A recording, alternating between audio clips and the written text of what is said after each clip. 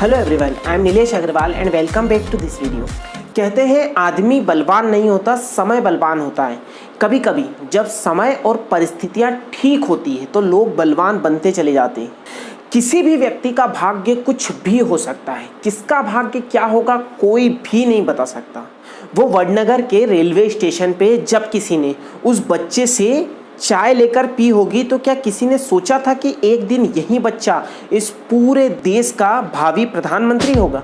इसी तरह दिवंगत पूर्व राष्ट्रपति एपीजे अब्दुल कलाम जब ट्रेन के डिब्बे से अखबार उतारते थे तब क्या किसी ने सोचा था कि एक दिन यही बच्चा इस पूरे देश का राष्ट्रपति होगा? बिल्कुल भी नहीं।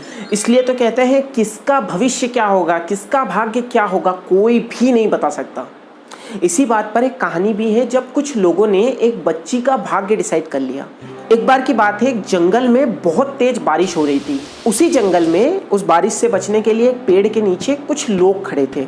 अब आसमान में बिजली चमकती, उस पेड़ तक आती और गायब हो जाती। ऐसा बार बार हो रहा था तो सारे लोग आश्चर्य में थे, सोचने लगे कि ये बार बार बिजली चमकती है, पेड़ तक आती है, गायब हो जाती है, ना तो पेड़ पर गिरती है ना ही गायब हो रही है, तो आखिर ऐसा हो क्यों रहा है? तभी उनमें से एक व्यक्ति बोला कि हो सकता है कि ये बिजली आज जरूर किसी न किसी पर गिरना चाह रही है, लेकिन हम में से हर एक अपने अपने भाग्य के कारण शायद बचा हुआ है। लेकिन हो सकता है कि आज उस व्यक्ति का अंतिम समय हो तो ये बिजली हम सब पर गिर जाए। तो क्यों ना ऐसा किया जाए कि सामने एक पेड़ है, एक एक करके हर व्यक्ति उस पेड़ तक जाएगा और जिसके भी भाग्य में ये बिजली उस पर गिरना लिखी होगी बिजली गिर जाएगी। ऐसा करना गलत भी है, लेकिन एक व्यक्ति के लिए बाकी सबकी जान जोखिम में डालना किस हद तक सही है? तो सब ने सोचा कि चलो ठीक है, एक एक करके ऐसा कर लेते हैं। सब अपनी अपनी बारी से जाने आने लगे, लेकिन बिजली पुराने पेड़ तक आकर ही गायब हो रही थी। आखिरी में केवल एक छोटी सी बच्ची बची। अब सब उस बच्ची की ओर ध्यान से देखने लगे।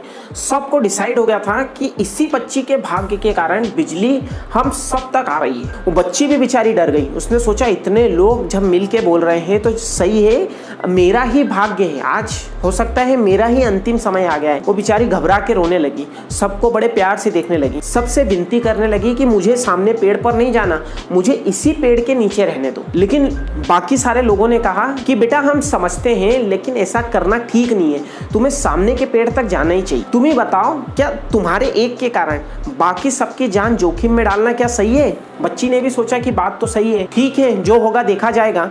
ये सोच के वो बेचारी सामने के पेड़ पे गई। इस बार फिर बिजली चमकी, लेकिन हुआ बिल्कुल उल्टा। इस बार वो बिजली उस बच्ची पर न गिरकर उस पुराने पेड़ पर गिर गई और बाकी सारे लोगों की बिजली गिरने से बहुत बुरी हालत हुई। सोचिए वो बच्ची का भाग्य ही था जो बाकी सबको बचाए रखा था, लेकिन लोगों ने अनजाने में अपने भाग्य को ही अपने आप से दूर कर दिया। इसलिए कहते हैं कि किसी का भाग्य कोई नहीं बता सकता। लोगों ने गलती करी उस बेचारी बच्ची का भाग्य डिसाइड करने की, जो कि असंभव है। इसलिए कहते हैं तू करता वही है जो तू चाहता है, लेकिन होता वही है जो वो चाहता है। इसलिए तू कर वो जो वो चाहता है तो होगा वही जो तू चाहता है।